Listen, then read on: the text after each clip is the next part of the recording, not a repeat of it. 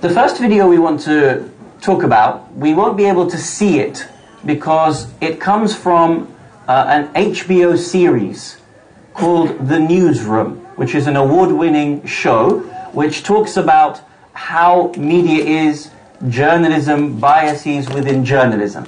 It has some inappropriate image, so we can't show you the actual video, but you will hear the audio to it. Now, what I want you to take away from this is, remember, this is a HBO show, so it's written, and you're talking about a proper TV series. But basically, an anchor, a TV anchor, is going to apologize to you, the consumers of news, and explain the history and development of news in the United States of America. He's going to explain that when news was created, the main problem was that news became beholden to advertisers and ratings. Therefore, news decided to try to put out stories not that would be the most factual or important, but a news that would get you to watch the news. The news was based on ratings. Obviously, the more people watching, the more advertising space they could sell and the greater amount they could sell it for.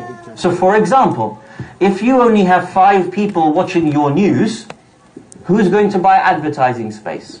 But if each night you have 1 million people watching your news, how much will Chevrolet? How much will BP? How much will Apple pay in order to have an advertising space to 1 million people of a certain demographic each night? Here you will see an apology and the reason as to why this has been created as a business. News is no longer about facts and resources of information. It is news based on business ties. This will explain it to you, the history and development of it. Protecting you, failed you, and I failed you. From the beginning of the clip. Those entrusted with protecting you, failed you, and I failed you. Good evening. I'm Will McAvoy. This is Newsnight, and that was a clip of Richard Clarke, former counterterrorism chief to President George W. Bush, testifying before Congress on March 24th, 2004. Americans liked that moment. I like that moment. Adults should hold themselves accountable for failure. And so tonight, I'm beginning this newscast by joining Mr. Clarke in apologizing to the American people for our failure. The failure of this program during the time I've been in charge of it, to successfully inform and educate the American electorate. Let me be clear that I don't apologize on behalf of all broadcast journalists, nor do all broadcast journalists owe an apology. I speak for myself. I was an accomplice to a slow and repeated and unacknowledged and unamended train wreck of failures that have brought us to now. I'm a leader in an industry that miscalled election results, piped up terror scares, ginned up controversy, and failed to report on tectonic shifts in our country, from the collapse of the financial system to the truths about how strong we are to the dangers we actually face. I'm a leader in an industry that misdirected your attention with the dexterity of Harry Houdini, while sending hundreds of thousands of our brave men and women off to war without due night for informational broadcasting, or what we now call the evening news. Congress, unable to anticipate the enormous capacity television would have to deliver consumers to advertisers, failed to include in its deal the one requirement that would have changed our national discourse immeasurably for the better. Congress forgot to add that under no circumstances could there be paid advertising during informational broadcasting. They forgot to say the taxpayers will give you the airwaves for free, and for 23 hours a day you should make a profit, but for 1 hour a night you work for us. And now those network newscasts, anchored through history by honest-to-God newsmen with names like Murrow and Reasoner and Huntley and Brinkley and Buckley and Cronkite and Rather and Russer, now they have to compete with the likes of me, a cable anchor who's in the exact same business as the producers of Jersey Shore. that business was good to us, but Newsnight's quitting that business right now. It might come as a surprise to you that some of history's greatest American journalists are working right now. Exceptional minds with years of experience and an unshakable devotion to reporting the news. But these voices are a small minority now, and they don't stand a chance against the circus when the circus comes to town. They're overmatched. I'm quitting the circus, switching teams. I'm going with the guys who are getting creamed. I'm moved. They still think they can win, and I hope they can teach me a thing or two. From this moment on, we'll be deciding what goes on our air and how it's presented to you based on the simple truth that nothing is more important to a democracy than a well-informed electorate. We'll endeavor to put information in a broader context because we know that very little news is born at the moment it comes across our wire. We'll be the champion of facts and the mortal enemy of innuendo, speculation, hyperbole, and nonsense. We're not waiters in a restaurant serving you the stories you asked for just the way you like them prepared. Nor are we computers dispensing only the facts because news is only useful in the context of humanity. I'll make no effort to subdue my personal opinions. I will make every effort to expose you to informed opinions that are different from my own. You may ask, who are we to make these decisions? We are Mackenzie McHale and myself. So I want to review what was said there, so we all picked up on it. This is a TV show, but as an anchor, he's making an apology to the American electorate and explaining the history and development of news and why news has become beholden to advertising. And he explains, he says, we ginned up controversy. We sent our kids off to war. We didn't dissect stories for you so that you understood what was going on. Why? Because we took a dive for the ratings. Our job as newscasters is to get you to watch. Therefore, if it is boring, you won't watch it. If it's interesting and there's people fighting and arguing and, you know, it's something that appeals to you with good stories, then you might watch it. Therefore, we are about ratings so we can sell advertising space because we are a business. The problem is in history, as he states, Congress did not put a law as to removing paid advertising from news, which means news could never be corrupted. It was solely about the power of the information at hand. As he states, we are now in the same business as Jersey Shore. We have to get as many viewers to entertainment as opposed to news. From now on, he promises, the most important thing is having a well-informed electorate. We want to put news in a broader context. We want to tell you facts. We want to be the enemies of speculation, hyperbole, and nonsense. We will not water down anything for you, and nor are we computers that are just going to give you fact without background and context.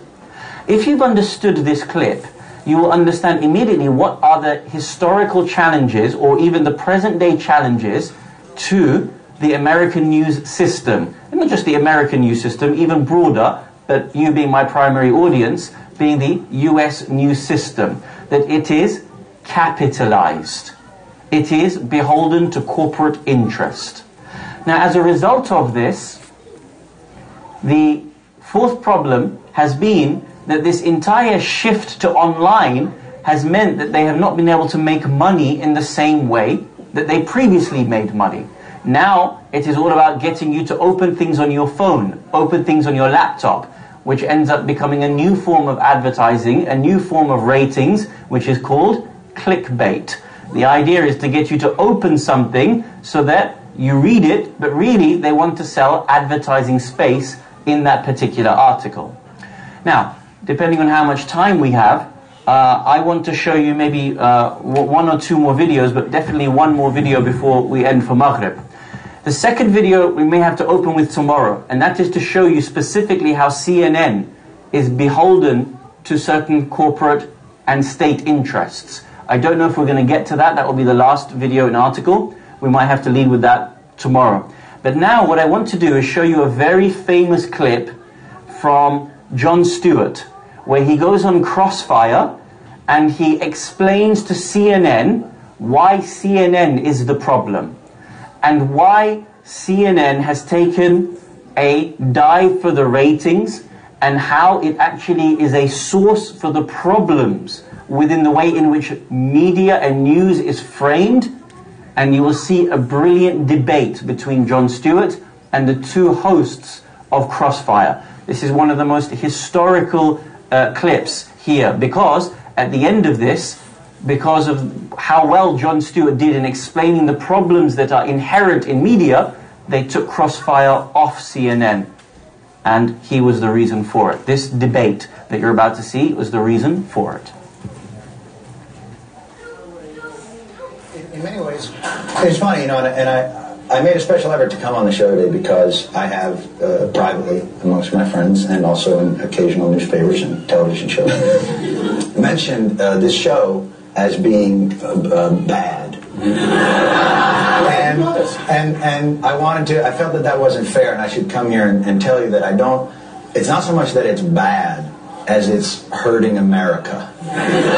So I wanted to come here today and say, wait, here's just what I wanted to tell you guys. Yeah. Stop. Stop hurting America. Okay, now, and come work for us, because we, as the people... How do you pay? The people, not well. I understand, I'm sure. But you can sleep at night. See, the thing is, we need your help. Right now you're helping the politicians and the corporations, and we're left out there to mow our lawns. You just said we're too rough on them when they make mistakes. No, you're not too rough on them. You're part of their strategies. You're partisan, what do you call it, hacks. Wait, John, let me tell you something valuable that I think we do that I'd like to see you something do. Valuable? Yeah, no, it's nice when politicians, and I'll tell you, when politicians come on, yeah, it's nice to get them to try and answer the question. And in order to do that, we try to ask them pointed questions. I want to contrast our questions with some questions you asked John Kerry. If you want to compare your show to a comedy show, you're more than welcome to.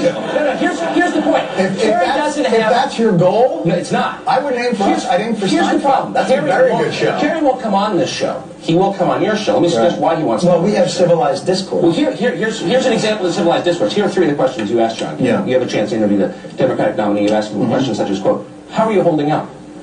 Is it hard not to take the attacks personally? Yeah. Have you ever flip-flopped, et cetera, et cetera? Yeah. Didn't you feel like you got the chance to interview the guy? Why not ask him a real question instead of just suck up to him? Yeah, how you're holding up is a real suck-up, and I actually was giving him a hot stone massage. As we were doing it. You know, it's interesting to hear you talk about my responsibility to the, you know, I didn't realize that, and maybe this explains quite a bit, the opportunity is that the news organizations look to Comedy Central for their cues on integrity. So what I would suggest is, when you talk about you're holding politicians' feet to the fire, I think that's disingenuous. I think you're... How are you holding up? I mean, come on. No. I don't... But my role isn't... I don't You think... can ask him a real question, don't you think? Instead of saying, you know... I don't think I have to. By the way, I also asked him, you know, were you in Cambodia? But I didn't really care. Because I don't care. I can tell. Stupid. Well, but my point is this. If your idea of confronting me is that I don't ask hard-hitting enough news questions, we're in bad shape, fellas. We're here to love you, not confront you. No, but what I'm saying is this. I'm not. I'm here to confront you because we need help from the media, and they're hurting us. And it's, the idea is... If the indictment, let me get this straight. If the indictment if the indictment is, and I have seen you say this, that Crossfire reduces everything, as I said in the intro, to left, right, black, white. Yes. Well, it's because, see, we're a debate show. It's like saying, No, that'd be great. I would love to see a debate show. A 24-hour day where we have each side on as best we can get them. That would be great. And have them fight it out. To do a debate would be great, but that's like saying pro wrestling is a show about athletic competition. I think you're a good comedian. I think your lectures are boring. Let me ask you a question on the news. Now, this is theater. I mean, it's obvious. How old are you? 35. And you wear a bow tie. Yeah, I do. So this is... I know. You're right. Let me just come on. And listen, I'm not suggesting that you're not a smart guy, because those are not easy to tie. But the thing is that you're doing theater when you should be doing debate, which would be great. No, it's not honest. What you do is not honest. What you do is partisan hackery. And I'll tell you why I know Kerry on your show and you sniff his throne, and you're accusing us of partisan hackery? Absolutely. You've got to be kidding me. You're on CNN. The show that leads into me is puppets making crank phone calls. What is wrong with you? Well, I'm just saying. So, this is a really important historical debate in this country. And as I stated, at the end of this, because Jon Stewart did so well, they took Crossfire off CNN. What he said there is 3 important points. Number 1, you, CNN, and particularly this show, are part of the politician's strategy. You are not holding their feet to the fire. You are part of their strategy. You are the vehicle for the politicians to get their points across, as opposed to holding their feet to the fire. Number 2, news, this is really important even until today, news, like them, look to comedians to hold politicians' feet to the fire. Isn't that the case today? Stephen Colbert, John Oliver, people look to these individuals in order to get the truth. Whereas the media doesn't provide the truth. The media is looking to comedians to hold politicians' feet to the fire. That is a very bad state to be in. And that was pointed out in 2004, 14 years ago. Thirdly, he states what you're doing is theatre. It is scripted. It is theatre. It is not real. If that's your news cycle, that's a very bad shape to be in. Now, we don't have time to go any further because Maghrib is in 3 minutes. But tomorrow, what we will do is we will pick up from where we have left off, and based upon what I've shown you in these 2 videos, what the HBO series The Newsroom showed, the history and development of news in this country, and what Jon Stewart showed is happening on CNN, tomorrow I will specifically show you how CNN changes its media coverage to suit who pays for it. And I will show you the revolution in Bahrain, the Shia revolution in Bahrain was stopped from being aired because the state of Bahrain was sponsoring CNN News. If you see it for yourself, these 2 clips that I've just shown you will come into place, and inshallah we'll be in a better position to understand how the strategies come about, and then we'll be able to deconstruct the way those strategies of propaganda are presented to you, inshallah. Walhamdulillah Rabbil Alameen, wa sallallahu ala Sayyidina wa Nabiyyina Muhammad wa alihi at-tahirin.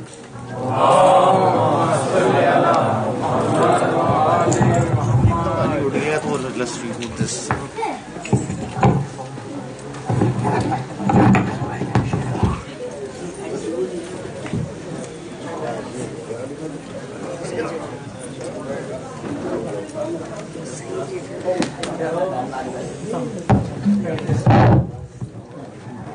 Requesting for 1 Surah Fatiha for Sayyid Jalal Rizvi, son of Sayyid Tahir Rizvi, father of Brother Raza Rizvi.